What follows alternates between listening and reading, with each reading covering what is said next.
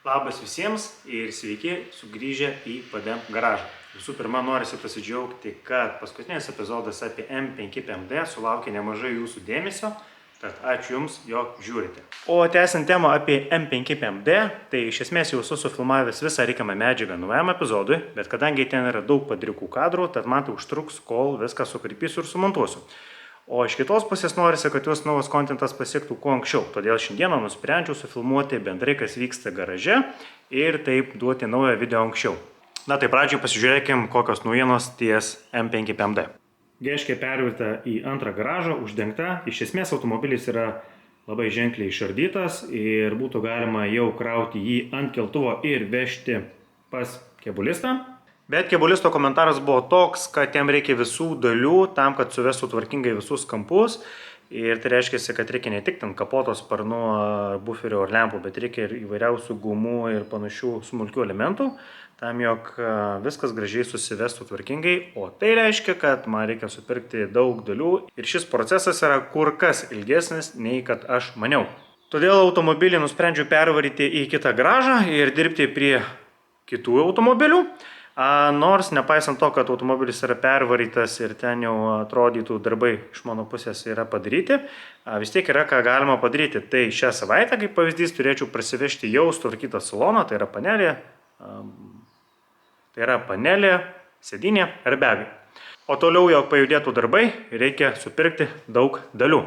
Keliavom į kitą garažo pusę. Na tai ką, tai kitam garažo gale turim Kim 6 epizodą apie jį turbūt jau gal dalis iš jūsų ir matė. Tai gegužės 30 dieną Kaune prie Žalgirio arenos vyks Drift Cars & Coffee renginys prieš pat Uphillą. Tai mano planas yra nuvežti automobilį į ten, pats dalyvauti varžybose dar negaliu dėl peties, bet bent jau bus proga nuvežti, parodyti automobilį tiems, kas jo dar nematė. Tai nors prieš Drift Reunion renginį automobilį nupoliravau, bet kadangi čia yra Jet Black spalva, tai jie tiesiog braižosi stovėdama ir akise. Tai darbai prie šio automobilio turėtų būti tokie, kad turėčiau nuvalyti vašką, perbėgti poliroliu greitai ir tuomet dengti keramiką. Teisingai išgirdot, automobilio kėbulas bus dengiamas keramika ir tai leis ilgiau išlaikyti nuo subraižymų. Kadangi kėbulas yra kelis kartus poliruotas, tai to lako kiekis mažėja, tad būtų gerai jį kažkaip apsaugoti iki tol, kol pabučius kokius nors blokus. Tad kviečiu kitą ketvirtadienį, jeigu tik orai žinoma leis, atvykti prie Žalgirio arenos ir pasižiūrėti šį automobilį gyvai, kaip atrodo, kaip šis automobilis pagamintas ir pasižiūrėti šį gražuolį. Na, o toliau stovi pora javų. Tai čia turim Piaggio Liberty 125 kubikų. Iš esmės šitas daiktas yra skirtas vasaros atostogom. Jisai dedamas, kraunamas į busiuką ir važiuojama kur nors toli atostogauti ir jau po apylinkę su yra važinėjama. Tai šitam daiktui yra padarytas būtinasis maintenance'as, tai sužiūrėta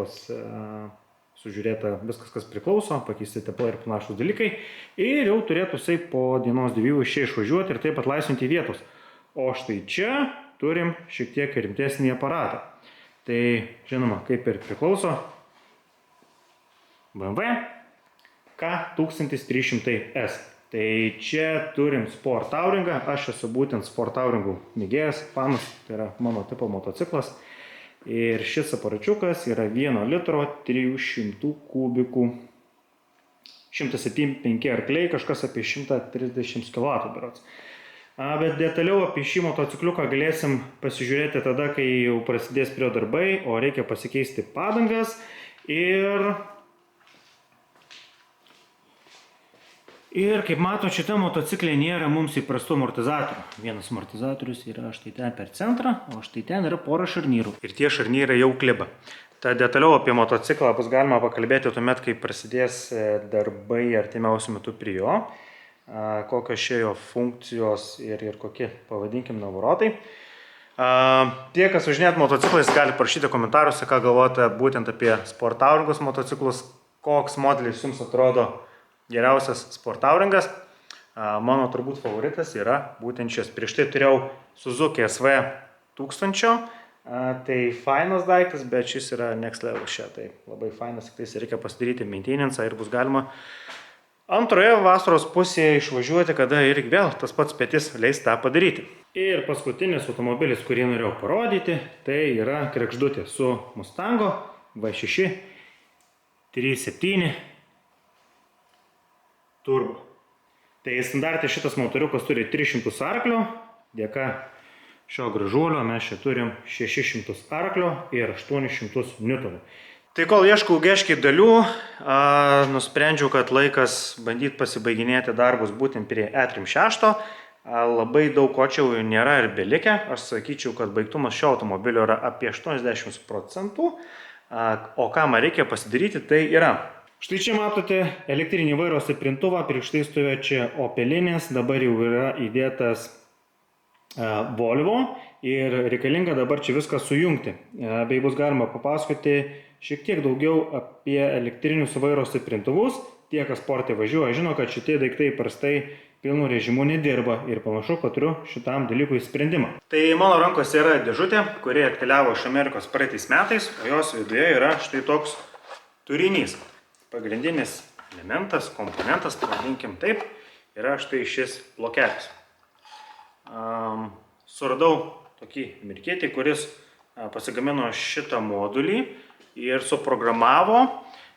Trumpai tariant, iš esmės šitas blokelis generuoja greičio signalą, imituoja greičio signalą ir tai leidžia išnaudoti vairo stiprintuvą pilnu 100% pajėgumu.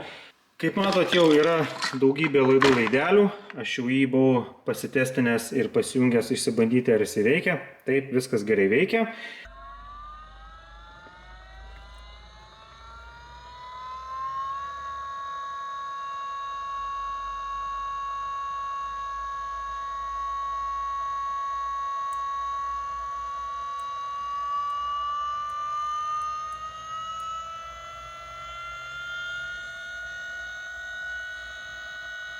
Ir dabar yra belikę viską tvarkingai po kapoto čia susistatyti. Kol kas yra niuansų, užtruko, kol pasidariau breketą, bet jisai šiek tiek man liečiasi į crash barą, tad reikės visą šitą daiktą šiek tiek perdaryti.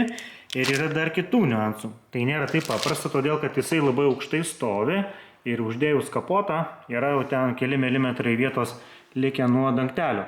Taip pat susukus ratus, ratas jau gaunasi labai arti pačio laikiklio. Bet čia mes turime 225 padangas, normaliai turėtų būti kur kas žemesnio profilio padanga ir aš tikiuosi, kad problemos su lietimu šitoje vietoje nebus. Tai man dabar reikalinga yra perdaryti šiek tiek breketą, kad jisai nesiremtų į crash barą, pasijungti elektrą ir dar reikės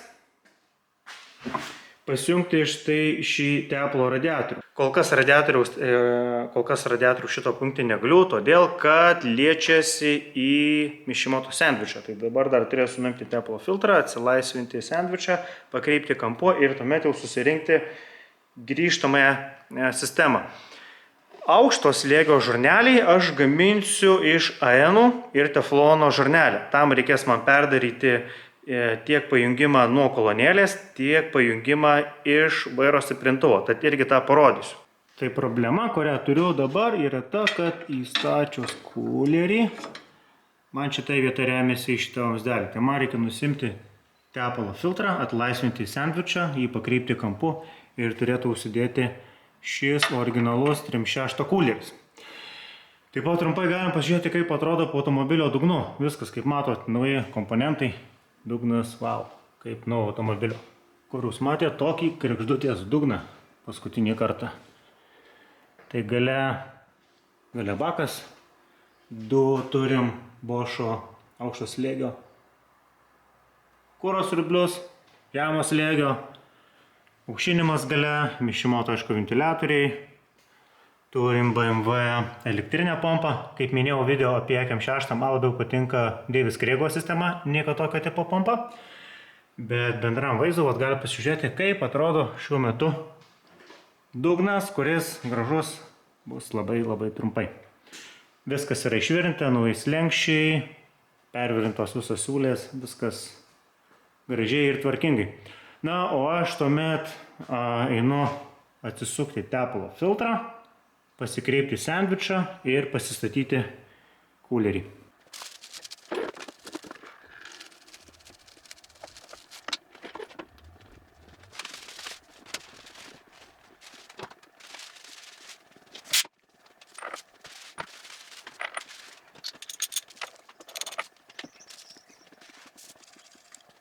Tai automobilį dabar nusileidau ant žemės ir susukau ratus.